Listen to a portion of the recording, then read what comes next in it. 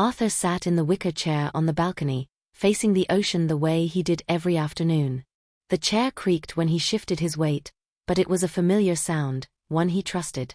The air smelled like salt and sunscreen and something fried from the cafe down the beach.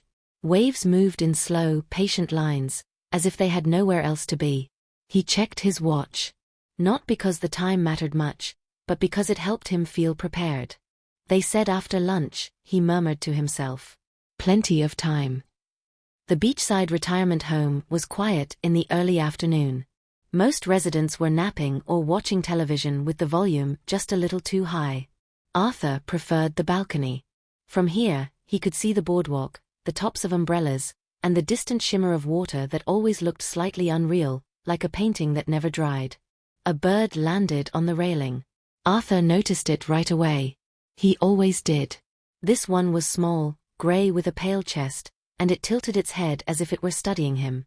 "Well," Arthur said, not startled at all. "You're early." The bird didn't move. It stayed there, balanced and calm, its tiny feet gripping the metal railing. Arthur leaned forward slightly. "You waiting for someone too?" The bird blinked. Arthur smiled. "Figures." He settled back into the chair, resting his hands on his knees. His fingers were spotted and thin now, but they were steady. He'd spent a lifetime making sure they stayed that way. Steady hands were important when you were teaching someone how to tie their shoes, or ride a bike, or crack an egg without getting shell everywhere. "I used to tell my kids," Arthur said, keeping his voice low, "that patience isn't about waiting quietly. It's about paying attention while you wait." The bird hopped once, then stilled again. Arthur nodded. "Exactly." He glanced at the small table beside him. There was a plate with cookies he'd baked that morning. They were slightly overdone, darker at the edges than he'd intended, but still good. He'd wrapped them carefully in foil and unwrapped them just before noon so they'd smell fresh. The smell hadn't traveled far.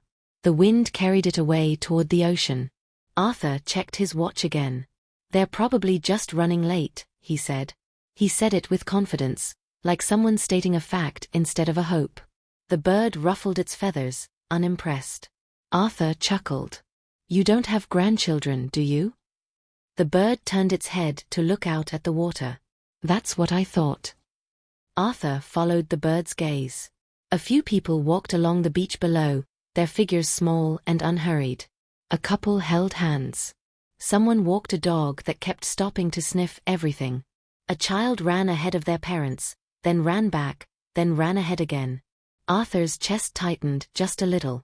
He remembered when his own grandchildren ran like that. All energy and questions and scraped knees. He remembered kneeling on the floor, eye level with them, explaining why crayons shouldn't go up noses and why yelling indoors made heads hurt. "I always told them," Arthur said softly, "that rules are just promises we make to keep each other safe." The bird looked back at him. "Did you know that?" Arthur asked. The bird blinked again. Arthur nodded, satisfied. "Thought so." Time passed the way it always did at the retirement home. Slowly, then all at once. The sun shifted slightly, warming one side of Arthur's face more than the other. He adjusted his chair by an inch to even it out. He listened for footsteps in the hallway behind him. None came. "They said they were excited," Arthur said, this time to the empty air. "They said they wanted to see the ocean." The bird hopped closer, now perched just a few feet away from Arthur's knee. Arthur lowered his voice, as if sharing a secret. "I don't blame them if they got distracted. Life does that. It's very good at it."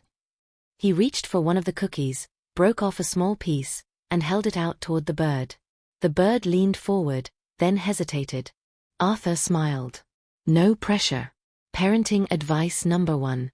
You can't force anyone to take what they're not ready for." The bird took the crumb and flew back to the railing. Arthur laughed quietly. "See? Works every time." He ate the rest of the cookie himself, chewing slowly. It was a little dry, but the taste was comforting. Familiar.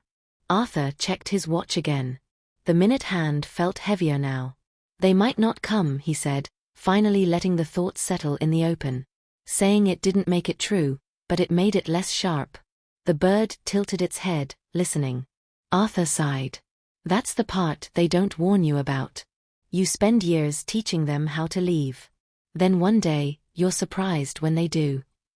He looked out at the ocean again, letting the waves fill the space where worry wanted to sit. I used to tell their parents, he continued, that you can't raise children to stay. You raise them to go, and then you hope they circle back. The bird hopped once, then stayed still. Arthur smiled.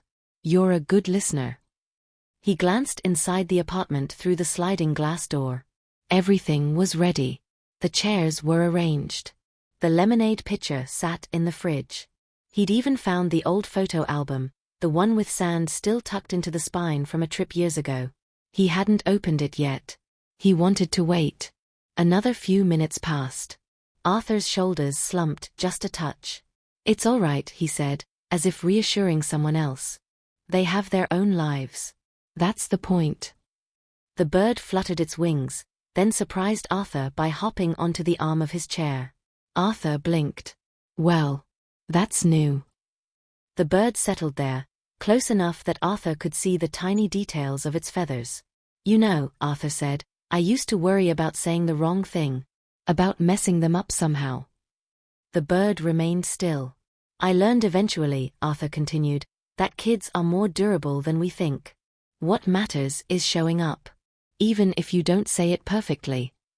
Arthur paused. Especially if you don't say it perfectly. The sound of laughter drifted up from the beach. A group of teenagers ran past, shouting happily about something Arthur couldn't hear. He smiled despite himself. Parenting advice number 2, he said. Laugh when you can. It makes the hard parts smaller. The bird chirped softly. Arthur raised his eyebrows. I'll take that as agreement. He checked his watch again, then stopped himself. He turned it face down on the table. No more of that, he said gently. Waiting doesn't like to be rushed. The sun dipped behind a thin cloud, cooling the air slightly. Arthur wrapped his cardigan tighter around himself and leaned back, closing his eyes for just a moment. When he opened them again, the bird was gone.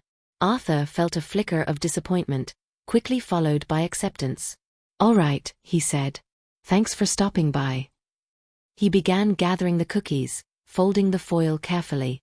He moved slowly, deliberately, the way he always did when he wanted to feel in control.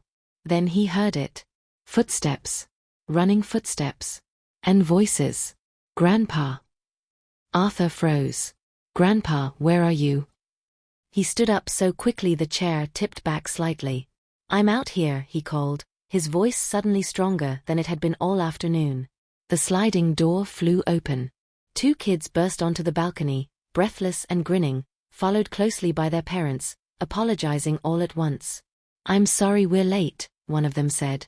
Traffic was awful. Arthur barely heard them. He looked at his grandchildren, really looked at them, and felt something warm settle in his chest. You made it, he said. The younger one ran straight into his legs, hugging him tightly. The older one hung back for half a second, then stepped forward too. Arthur laughed, the sound bubbling up easily now. You came. Of course we did, the older one said. We wouldn't miss this. Arthur felt tears prick his eyes and didn't bother hiding them. I saved you cookies, he said. They're a little burnt. That's your specialty, the younger one said happily. Arthur laughed again. As they all crowded onto the balcony, pointing at the ocean and asking questions at once, Arthur noticed the bird again, perched on the railing watching. Arthur caught its eye and nodded slightly. See? He murmured. They came back. The bird chirped once and took off, disappearing into the open sky. Arthur turned back to his grandchildren, already launching into a story about the first time he'd ever seen the ocean. And for the first time all afternoon, he didn't feel like he was waiting anymore.